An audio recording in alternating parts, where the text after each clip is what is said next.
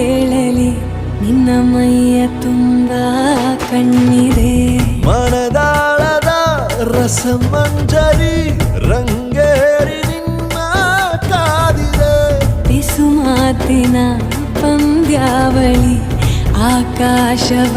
ಆಕಾಶವಾಣಿಯಾಗಿದೆ ಸಂಜೆಯ ಕೆನ್ನೆಯ ಮೇಲೆ ಬಂದು ನಾಟಿದೆ ನಾಚಿಕೆ ಮುಳ್ಳು ಮನದ ಮಗು ಹಠ ಮಾಡಿದೆ ಮಾಡುವ ಕೊಂಗ